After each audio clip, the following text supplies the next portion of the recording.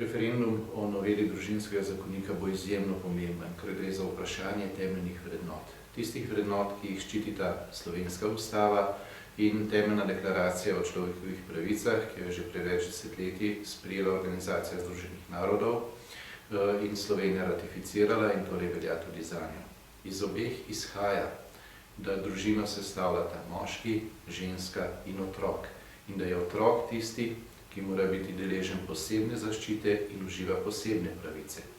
V njegovi temeljni pravici seveda sodijo tudi pravica do obeh staršev, do očeta in do matere.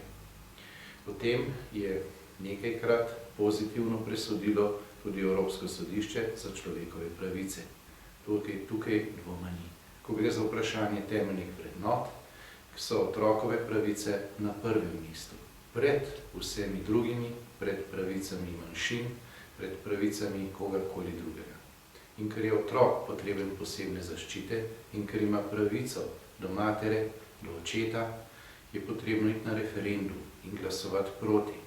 Proti zakonu, iz katerega izhajajo tudi taki absurdi, da bi pred starimi starši imeli pravico do posvojitve istospolni partnerji in še nekaj podobnih nesmislov in po mojem trdnem prepričanju vsem nesprejemljivih rešitev je v tem zakonu.